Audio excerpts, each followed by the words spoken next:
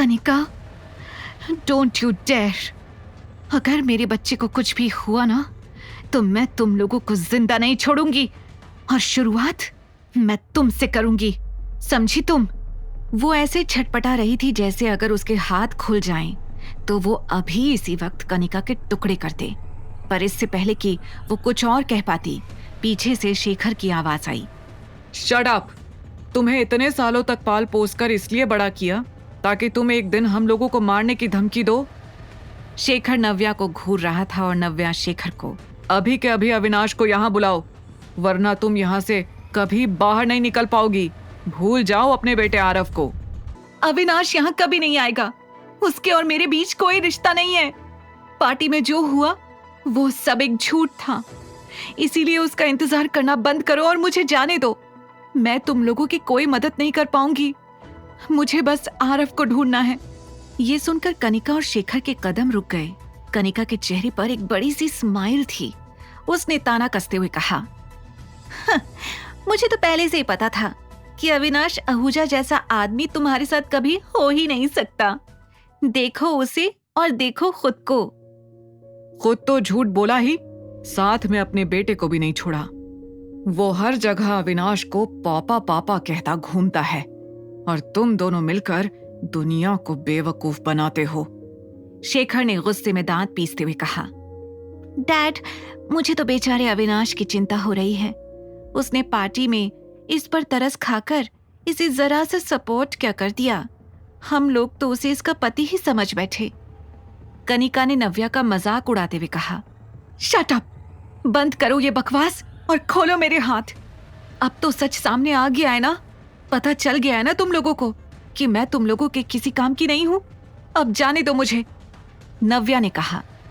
वो बस कुछ भी करके वहां से आजाद होना चाहती थी, लेकिन कनिका और शेखर का चेहरा देखकर ऐसा लग नहीं रहा था कि वो इतनी आसानी से नव्या को छोड़ेंगे। यू नो वॉट, अच्छा ही हुआ कि वो बच्चा आरव गायब हो गया और तुम हमारे हाथ आ गई। आई विश वो बच्चा फिर तुम्हें दोबारा कभी ना मिले। शेखर ने कहा, पापा ये क्या बोल रहे हैं आप? नव्या की बची कुची ताकत भी चिल्लाने में खत्म हो गई थी। He is absolutely right. ना तुम्हारा कोई बेटा होगा और ना ही मिस्टर अहलूवालिया को तुमसे शादी करने में कोई प्रॉब्लम होगी। कनिका ने कहा, आप लोगों का दिमाग खराब हो गया है क्या? मैं मिस्टर अहलूवालिया से कभी शादी नहीं करूंगी।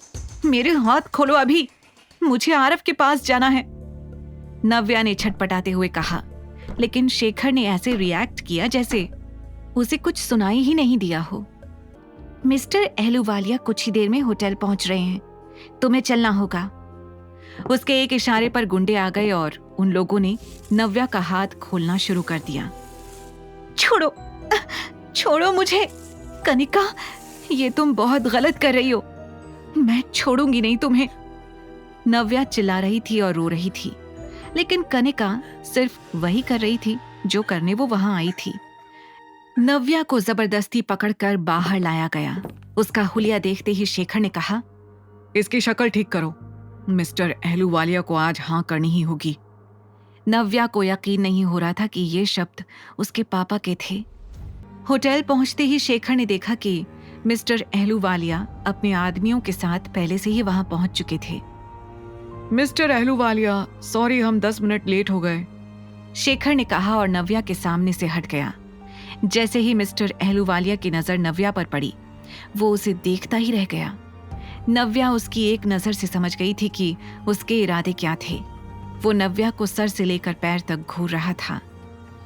Mister Sinha, I must say आपकी दोनों बेटियां बहुत खूबसूरत हैं। Your genes are mind blowing. Mister Ahluwalia ने हंसकर शेखर से कहा। मिस्टर अहलूवालिया के आदमियों ने नव्या को मिस्टर अहलूवालिया के बगल में बैठने के लिए कहा। शेखर चुपचाप ये नजारा देख रहा था। नव्या, मिस्टर अहलूवालिया को लंच सर्व करो, ही इज वेटिंग, शेखर ने कहा। यह सुनकर नव्या ने शेखर को घूरते हुए देखा।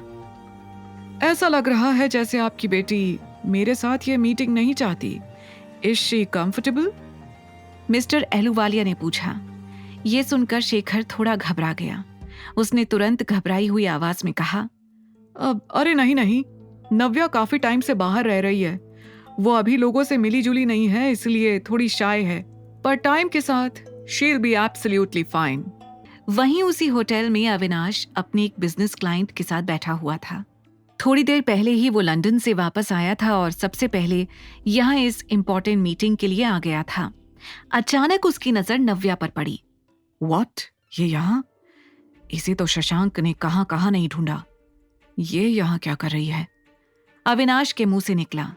उसने देखा कि शेखर और मिस्टर एहलूवालिया कई सारे बॉडीगार्ड्स के साथ नव्या को घेरे हुए थे। लगता है आज भी ये नव्या किसी मुसीबत में है, पर ये लोग करना क्या चाहते हैं नव्या के साथ? आगे की कहानी जानने के लिए देखिए अगला एपिसोड सिर्फ पॉकेट FM के YouTube चैनल पर, और द रिटर्न के सारे एपिसोड्स को सुनने के लिए डिस्क्रिप्शन में दी लिंक से डाउनलोड करें पॉकेट FM ऐप।